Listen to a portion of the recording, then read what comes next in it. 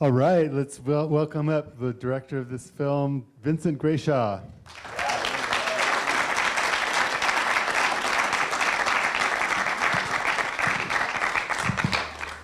All right, let's talk, everybody. First off, just want to say thanks for hanging out for the Q&A here. This is our first real legit screening of this since we finished. We premiered at Fantasia, but this is the first physical one, like really with an audience. So we're just all grateful to be here. I kind of want to bring up everybody that is here with our film. Why don't we bring up Bernie Stern, my producer, on this, and Angelia, Adzic, producer. Where are you? I can't see you, but everybody who's involved, Stephanie, Tyler, our production designer, and gaffer are here. If you want to come up, more than welcome. I'd love you guys to be up. It's all good. It's up to you. Scott Haze, the actor who plays Thomas in this. Josh Kelling, if you want to come up. And who else? I think that's it, right? Anyway, thanks again. Yeah, let's take it. Yeah, and thank you all for being here. And I guess, just to get started, I mean, this film has like this huge scope and 3 parts to it. And like, how did you, when you got started, just thinking about how to tell this story, like in terms of like the tone and the look of it, and how did you conceptualize that? I mean, I think it started from when I read it 8 years ago. I read it and I was just like, wow. I never really wanted to pursue a horror movie, but when I read it, I was like, this is a real horror, in a grounded in a reality that it wasn't relatable to me, but I felt like could be, it wasn't like a boogeyman or a monster, and I just thought that was really fascinating. And Scott, I had brought on a couple years after that to play this role, and you just over the years sort of cultivating it and trying to get it made, having it fall apart like several times until Ron and Angelia at Random Mix came in and funded it, and things happened very quickly, finally, in 2019, and we shot it. Awesome. So Scott, could you tell us a little bit, like you've got this really rich character that also goes to these extremes. How did you think about making this character really rooted and believable on screen, which you did in an amazing way? Rooted and believable. I mean, I guess that's the mission, right? Yeah. I don't know. Listen, I read the script. Vincent and I have become close friends because we've been trying to put this movie together for so many years. I just think, it had enough there for, I was really passionate the first time I read it. And I said, this is a movie I want to do. And I don't know, I guess we'll ask the audience if it was believable or not. But, it's a blessing to be part of this film. That's really what I got. Yeah, awesome. Well, let's open up to the audience. Who has a question for Vincent or his cast and crew? Yeah. Don't be shy. It's hard to see you guys, I'm sorry. Oh, it was in Oklahoma. Yeah, what was the scope of shoot? I mean, it seems like a huge endeavor. Like, let's hear from our producer. Yeah, we shot all over rural Oklahoma. So initially, we kind of prepped in Oklahoma City and then started scouting in every direction. So we shot in Pauls Valley. There was this like beautiful 160-year-old farmhouse that just existed there that we were able to kind of take over, and we had a lot of bees. Yeah, bees, wasps, but we had an incredible production designer that kind of really brought it to life. But yeah, we did that, and then we shot in the Wichita Mountains of, Lawton, and we shot in Pauls Valley, we shot in Chickasha. It was just kind of like anywhere that we could go that had no resources or any kind of support, that's where we went to shoot the film. And I mean, it really was. It was an incredible thing to have, these actors come out from LA and be like, all right, we're gonna put you in the shit, and you're gonna have these crazy, characters and these intense scenes, and it's gonna be in the middle of nowhere. But that's kind of where we shot. We really shot everything in these places. I mean, that house, truly 160 years old, just, yeah, clapboard. No bathrooms, no power, no water, no heat, nothing. Just, Wow. yeah. Wow. Right. Well, there was a quick rumor initially that was like, oh, maybe Scott might live there during the entire shoot. He didn't actually have to stay in it. We convinced him to take a hotel room. Right, exactly. Yeah, he couldn't do it, but yeah. But hey, what was it like shooting and being? Because basically your entire character lives there. You know, I was trying to think about your question about how grounded and I was like, I don't know, believable. I mean, shooting there's an authenticity immediately to the environment, the atmosphere, you walk on it. It was a house that Jesse James used to stay at when he traveled through the area. It's really a fortunate thing. You know, you do movies sometimes on big blue screens or LED. Now they're doing them bigger and bigger. And when you get to shoot on a location like that with somebody who is as talented as Vincent there's just a magic electricity in the air. And I was just really pleased with how Kelly and Nick and Robert and the whole cast, they just really showed up. And on these movies with no money, that's all that matters is you got to have people who are, talented, but also more so that they're really committed to the purpose of telling this story and they're invested with every ounce of their DNA. And everybody was. And I think it starts from the top as Bernie producing it and Vincent and the amazing people backing the film. And for me, it was a blessing to see the whole thing come together after so long of me and you sitting there talking about this thing and being here with you guys tonight. Yeah. A question back here?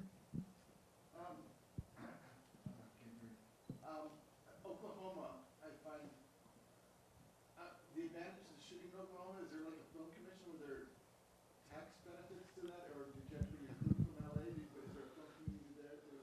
Yeah, I mean, it's pretty much right now, I would say it's one of the most thriving film commissions and rebate incentive states in the country. It's one of them for sure. It's, competitive with, Georgia and Louisiana and those, and they're just getting better. I mean, yeah, Bernie had to do a lot with that.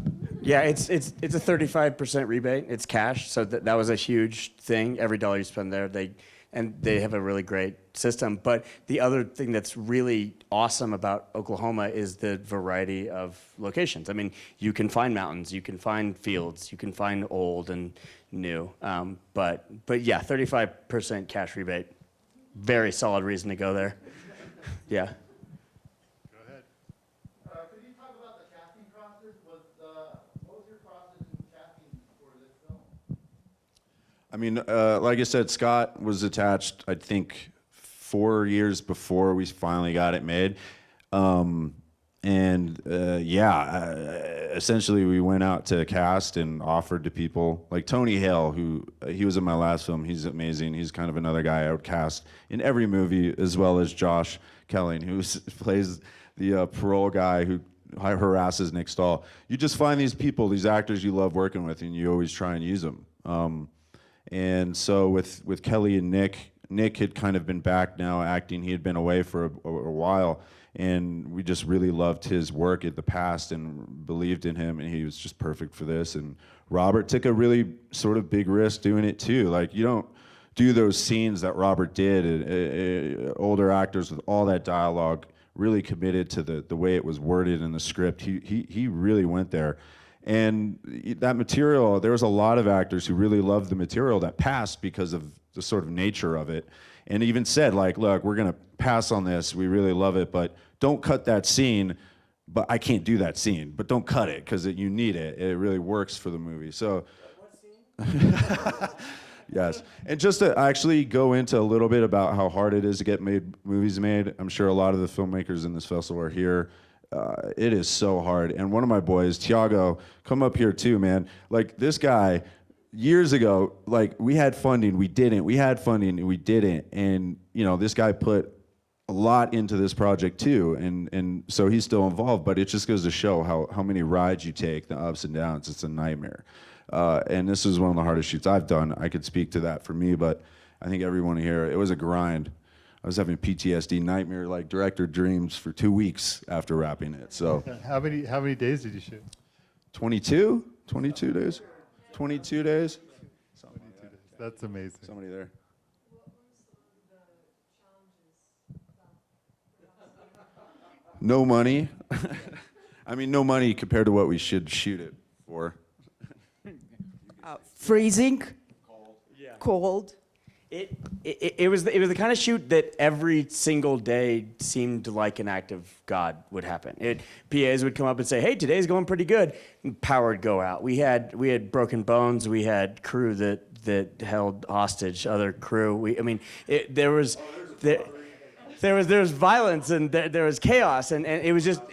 Yeah, we got robbed. I had family heirlooms stolen the night before Thanksgiving. I mean, there's a meth head was robbing just everybody in Norman. Like, it was chaos. We did catch him. Yeah, he stole a phone that he then used to order $200 worth of Schlotzsky's that he had delivered to his hotel room where he had been holding all of the stolen goods. And so we sent crew to stake it out until the police could arrive. Like, it was just that kind of shoot. It was chaos. I mean, it just every day a Condor crane would arrive and then it would get stuck in the mud. We would have actors. Tell them how that night ended, right? Yeah, it was just chaos. But that was the thing. Okay, here's what happened. Robert Patrick shows up to set and I say to him, "Hey, how are things? Are you comfortable?" And he goes, "Well, I've done some USO tours in Baghdad. It's not as bad as Baghdad." So that from my perspective, that was the kind of shoot it was. Scott, how was your experience? Well, I'll tell. You want me to tell the story? Tell it all. So I guess, there was a rumor, they heard that I slept in a cave for a long time for a movie called Child of God, and I have this reputation of doing all these things. And Vincent was asking me, "You want to live in the house?" And I was thinking about it. I was like, maybe I should live in the house. I lived in a cave. I'll live in a house this time. And then I get to the house, and there's no bathroom, and I didn't have a trailer. And then I was like, "Bernie, where do I go to the bathroom?" And he's like, "You have to just go in the there was like an outhouse." And I was like, "There's an outhouse, but there's flies in the out." It was just so crazy. And I remember going and knocking on Robert Patrick he had the first trailer. The trailers were like coming in later. And then I was like, "Man, I really need to go to the bathroom in your trailer." He's like, "Where's your trailer?" I was like, "I don't have one." So that was, and I went to Bernie and I was just like, "Man, you just got to get me a bathroom. That's all I need." Yeah, it was really low budget, to be honest. I will give kudos to our DP who's not here. He's in Spain. He lives out there, and the movie looks as good as it is because of our gaffer here, Tyler, and our DP. I cannot tell you how much the production value stands out because of that, and Stephanie, our production designer, because we truly did not have the money that it took to make this, and everyone grinded it out. Yeah, it's right here.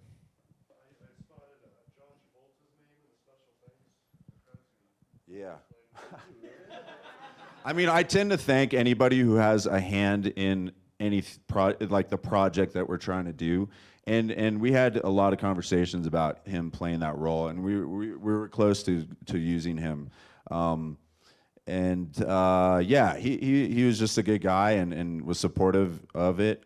Didn't eventually do it because of some of the content, I think, but. But yeah, I mean, I tend to always put in people that have a hand, and even if it was a bad reason, like people that screwed you over, but then it got made later, and you're like, thank God we didn't do it with you. Thank you. Vincent, as a director, with the three parts, like especially jumping into each part, they felt distinctly different, and they sort of weaved together at the end. Did you view them as like three distinct projects in your mind or in your vision, or was it just sort of scattered throughout the shooting? I mean, it was like that in the script, and I think I just felt like I could maintain the tone that was consistent, whether it was through score and the way it looked, because I didn't really want it to come off like totally different movies or something. But I knew that you were gonna departure one and go on, whether it's leaving that first chapter. Hopefully, as an audience, you wanted to leave that chapter. At some point, it just gets really intense to where you go on a bit more of an adventure and meet Nick Stahl. And it just was a unique way of storytelling. Like, I think Place Beyond the Pines, I felt like had a certain structure like that I was really into. And so when I read it, I was like, oh, okay, hasn't really been done too much like this. And if we can accomplish it, I mean, you don't really know while doing it. Hopefully you do it and succeed. But I think that was our goal, is like, these can be fused together and not, depart too much to where the audience and you guys are like, now what am I, where are we? I mean, hopefully it's engaging enough, That's kind of what my hope was.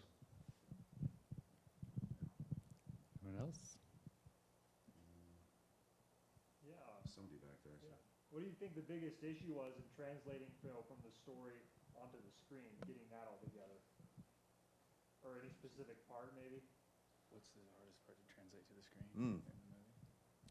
Well, I think the biggest fear for me was, and I don't know how you guys took it, but hopefully never really going, oh, Robert Patrick's not alive. I hope, feeling like if you guys gathered that too early, that was a problem, and hopefully by a certain point later in the movie, you may think he is, but then there's other signs that maybe, oh no, he is alive because they're talking to him. So I was hoping that wasn't spoiled. I mean, that was my biggest fear, knowing that the movie would crumble. Also, honestly, Scott's role I thought was the hardest role that could be really just a friggin' disaster if played wrong. So I am proud of how he pulled that off, because it's all about the performances in these guys.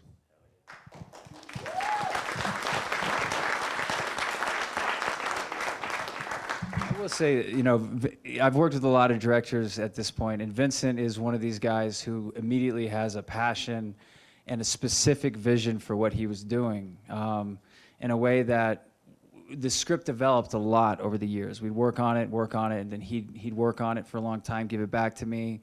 And, it's one of those things where to do a part and to make it grounded and be believable, you have to have faith in your director. And so I've been in situations when you're talking to a director and they don't have a clear vision. And this is a movie that needed a director with a vision and his own voice on the film. And that's what Vincent brought to this. And he's the type of director who at the middle of the, I knew it because even though I had worked on it for so many years with him, he was still cultivating it and digging into he had the score already planned out on what he wanted to do going into it. And I think that the reason why those performances are all grounded and believable, I finally found the answer to the question, is we had faith. We have faith in Vincent because he was so specific and so dialed into what he wants that there's a scene at the end of the film when we shot 2 versions of the ending, which was really kind of difficult. It was the last day, and Vincent, it was the only thing Vincent was on the fence about, so we shot both. And I remember thinking, if I didn't trust Vincent, it's the moment, when I had my shirt off and I stabbed Kelly, and I was like, this seems crazy. I was like, how is this gonna cut into the film? Because it was so stylistic, and it was a different kind of approach than a lot of the film. And he was so confident in his vision that it gave me the confidence to just trust him. And I think that's what really shines through the film, in my opinion. No, I wasn't confident. I actually had no fucking idea. I was like, I don't know which way is going to happen. We'll see. In post, we cut a lot out of this movie. I mean, the first cut was probably 2 hours and 38 minutes. And so it was a beast to get it down to where even as long as it is, which is almost 2 hours. So, yeah, I mean, it was the unknown. But I will say we were prepared, whether we were cutting those scenes or not. I was like, one of them we're shooting your shirt off, one of them are not. And there was a creative way we got, we put the shirtless shot in there. Anyway. Awesome. Well, tell us, can you tell us both what's next for the film and what you guys are going to be doing together individually next? Talk a bit about what's going on with the film. Well, we are currently in discussions on the distribution of a movie, and we are going to participate in a couple of more festivals that wanted us to come. And the movie in general has beautiful reviews, and we are very happy with this. And we are working on the new projects that are going to be coming soon, all together. Are you going to be working together again? Oh yeah, definitely. That's fantastic. Yeah. Yeah, it was chaos, but it was kind of that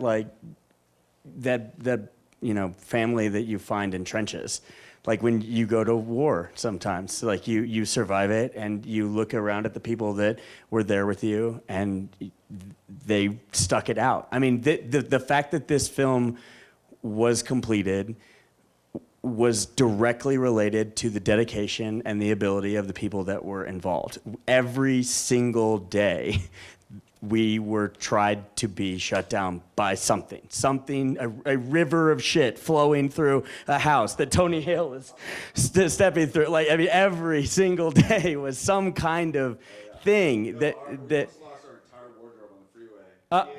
a PA left the back door of a U-Haul open and drove down I-35, and we lost an entire set of wardrobe. And yes, and had we not realized the door was open 10 minutes later, we would have also lost the entire Panavision package because that wasn't strapped down. Like, it was a chaos. I mean, we were all trying so hard and we were working our asses off, but there were just things. There were things. So yes, the people that are still here and the people that are a part of this, we are so grateful for, and I cannot wait to make future projects with. So that's the goal. No. There should be. There's a book, probably, yeah. Find me for the book. Okay, we have time for one more question, and we got to wrap up. Go ahead. You said that you're going to work together. Is it going to be a similar genre, or is it going to be different genre? Yeah. So in terms of this film, yeah, we have several distributors we're talking to. I think at some point it'll either be early 2022 or the spring of 22 release. We're talking to them all, and we're very excited about those opportunities. And the films we're doing next, not necessarily horror, no. Like, we're doing a couple one is based on a true story, and another one is sort of true story mixed in with fiction that deals with Jonestown and Jim Jones and that whole thing. But that we're very excited about. No comedies, no love stories. Well, thanks. I'm so glad you guys got through all the adversity, because it really shows on the screen. It's like such a beautiful film, and we're so honored to have it here. No, I used to come to Mammoth all the time as a kid, so to play here, I was just telling everybody, I saw Robin Hood, Prince of Thieves. This used to be a movie theater. I saw it here, and so to play this is pretty awesome. And yeah, I love Mammoth, so I was really excited to play here. So see you guys all at the bowling alley, hopefully. Thank you.